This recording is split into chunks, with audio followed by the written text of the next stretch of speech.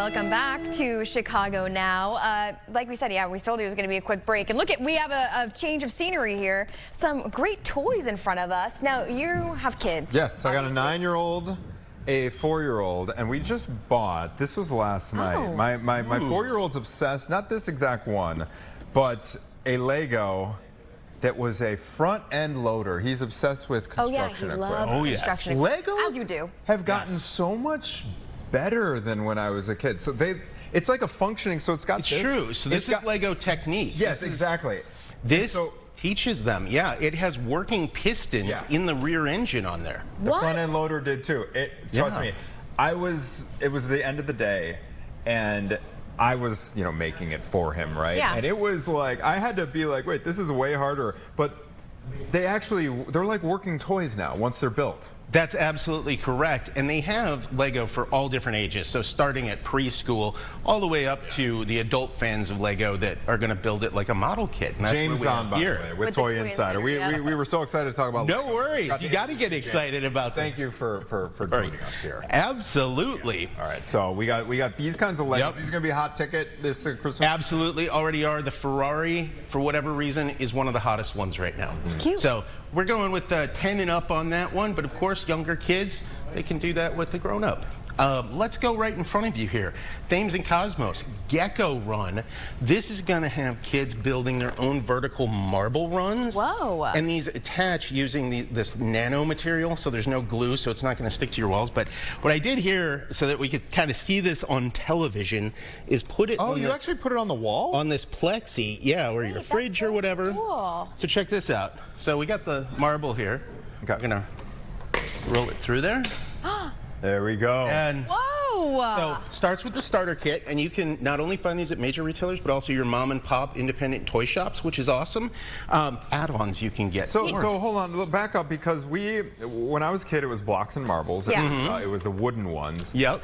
We have a real cheapo set that it's easy to step on them and break them, and they're real rickety, and they're kind of self-contained. So I know the ones you're talking about. Yeah, we've just lost a lot of parts over the years. This one is all built on a wall. Yes, and then you just peel these off and put it back in the box.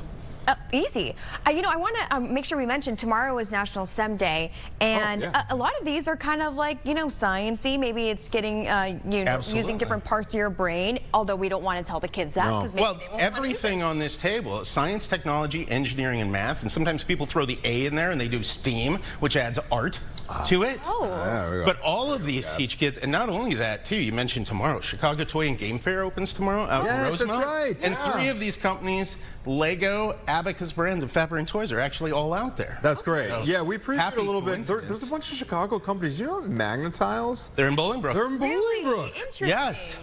Let's talk a little bit about the game maker here from Pixie Cave. Right in front. This is from Abacus Brands. Kids are going to take their tablet or their smart device, put an app on there. They get to draw, using the 5 included markers, their own levels for 100 example games, put all of their stuff in there. They scan it with their tablet, and they're literally playing with their own characters that they drew. Oh, cool.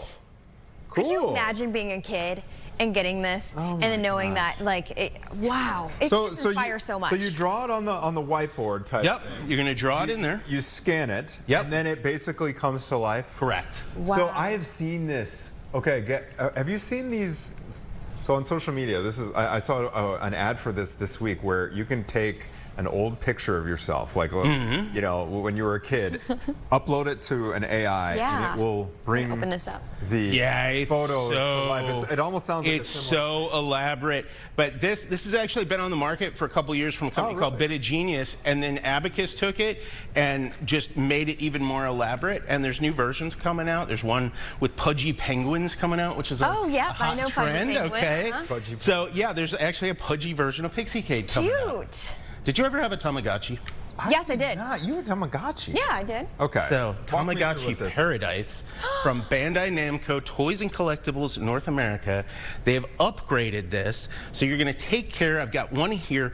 you can actually evolve up to 50,000 different characters, and you have a planet, and you have different environments.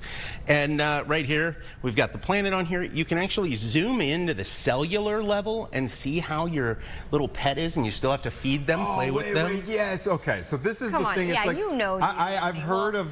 I've heard. So this is where it's like essentially your child, and you have to like. Yes. This is the thing where you have to like feed it and walk it. 100%. And I think because you're being educated on this, I think you need to read the caretaker pledge. Yeah, you have to sign. You have to sign it out. Yeah, okay. Tamagotchi. This is so different than the one I had. I'll tell you that much. I swear to take care of my Tamagotchi characters and bring life to the new Tamagotchi planet. Mine has really big. You're official now. You've taken the oath. Oh my gosh. James, how old are these geared toward?